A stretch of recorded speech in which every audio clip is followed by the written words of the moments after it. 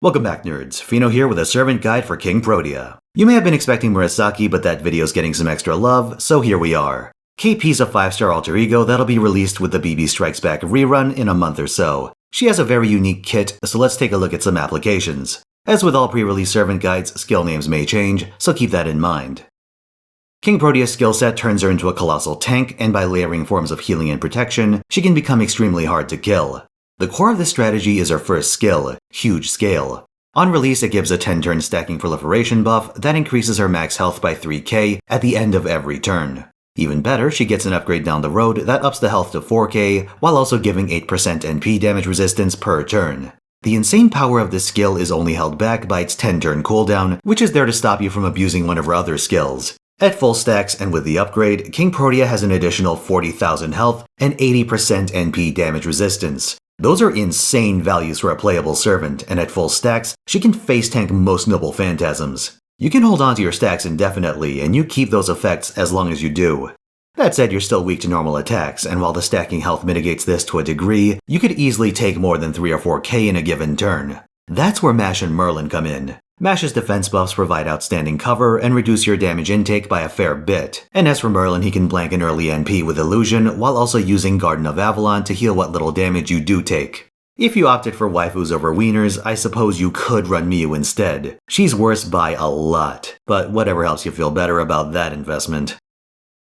Contrary to what you'd expect for a rare, limited 5-star alter ego, Kingprotea is actually a very good pull for new or weaker accounts. The reason for this is that she has an extremely self-sufficient kit. We talked about her defensive tool earlier, but her attacking skills are pretty robust too. Let's start with her second skill, Infantile Regression. This one reduces her cooldowns by 1 turn and gives 20% charge per stack of Huge Scale. The catch is that it removes all of the buffs from that same skill.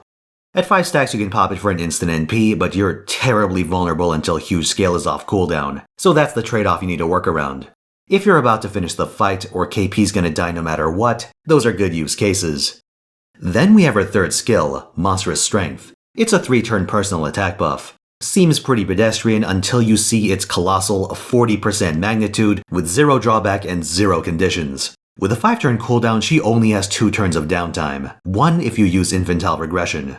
One little trick you can do is pop Monstrous Strength, use Infantile Regression purely to reduce its cooldown, and then pop Huge Scale to start building stacks. This is of course assuming you're in a fight where the stacks are more relevant than your NP. Speaking of which, her noble phantasm is Iravata King Size, the deadliest head pet. It's an AoE buster attack with a preemptive buster buff tied to overcharge. If Kingprotea has any proliferation buffs, she gains another 20% buster effectiveness. That's a fixed amount and not per stack, tragically.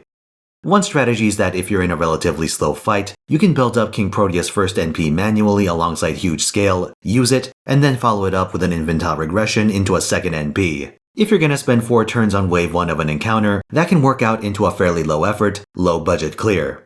On the other hand, accounts with 60% CEs can try for a 3-turn. Kingprotea herself is no looper, but she can build enough stacks for 40% charge by turn 3. If you have servants that can take out the first few waves like a Rosh, Nitocris, and the like, Kingprotea can finish off the encounter with an Infantile Regression king-size combo.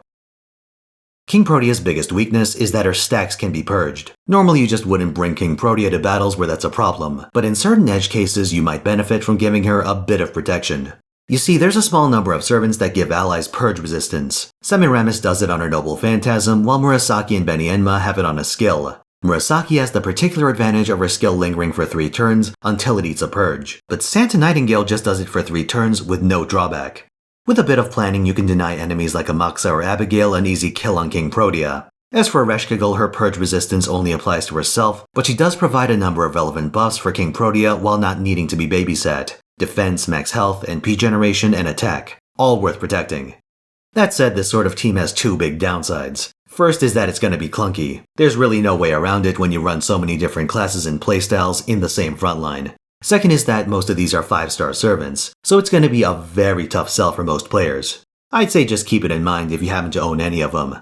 As for Santa Nurse, she's a welfare servant and therefore the easiest to get. Her kit has some synergies with Kingprotea, which is good, but she has her own perils. She's kind of a janky quick attacker and an archer to boot, so expect some challenges getting the pair to play nice. If your goal is to have Kingprotea build up stacks and slug it out 1v1, you can run her with a team of sacrificial taunters to eat damage early on while also buffing her. To get even more value, equip them with on-death CEs like Battle of Camlan, Divine Princess of the Storm, and 500-Year Obsession, or entry effects like Ox Demon King. If you want to get even spicier, you can run buffers like Elizabeth, Steno, or Amadeus with Guda Poster Girl. The end result is that by the time Kingprotea is alone in the field, she's packing a ridiculous combo of buffs to just steamroll the enemy. Tragically, she can't bust her Brave Chain without her Noble Phantasm, but I think you'll find the end result quite fun to mess around with. Our last team is my secret weapon for defeating Gawain, by blocking out the sun. You see, Kingprotea is fucking huge. Run 2 of her and the screen starts getting awfully full. As much as I'd like to run a 3rd, that's not possible. So what do? Lucky for me, we have a number of big servants at our disposal, including a damn dinosaur. For my part, I'm partial to BB, since this arrangement evokes the image of BB riding some sort of tentacled chariot pulled by a pair of Kingproteas. And that would absolutely be in character. That's really it. You just king spread all over the screen like it's your Mac desktop and call it a day.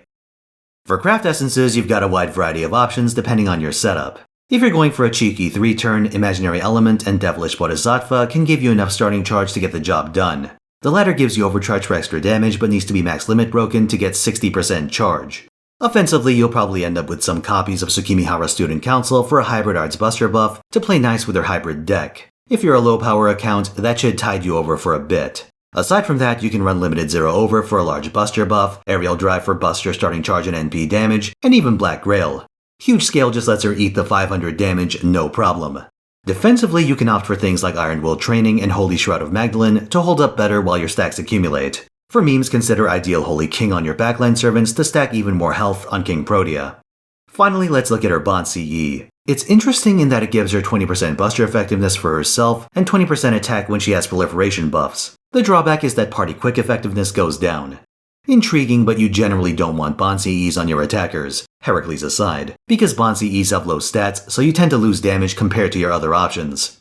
For command codes, I'd recommend First Servant for damage reduction and Mages of Flowers for free charge. Kingprotea's got a lot of miscellaneous quirks, so let's rapid fire some of them. As an alter ego, Kingprotea is piss easy to level and skill up, mostly using monuments and gems. Very convenient for a new player. She has the second highest attack out of all servants in the game, only being outdone by Jalter. This partly compensates for her lacking full class advantage.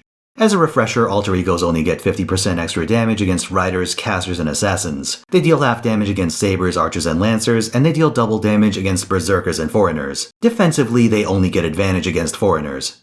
Moving on, she's got some nasty passives including Mad Enhancement A+ for a big passive Buster buff, and Territory Creation EX for an even bigger passive arts buff.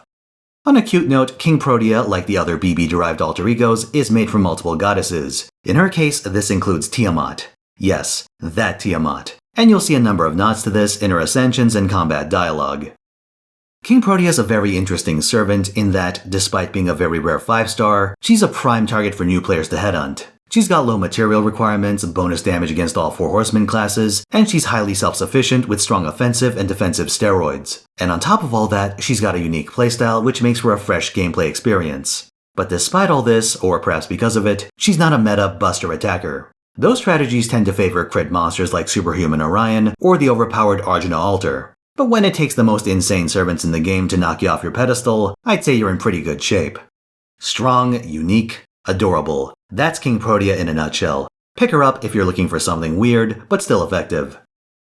That's all folks, thanks for watching. Like if you enjoyed this video, subscribe for more, and come watch me on Twitch where I stream every weekend, 3 PM Pacific time, Friday through Sunday. If this comes out on time, I'll actually be rolling for Miyu and Magical Girl of Sapphire right now. So come on over, it's a good time.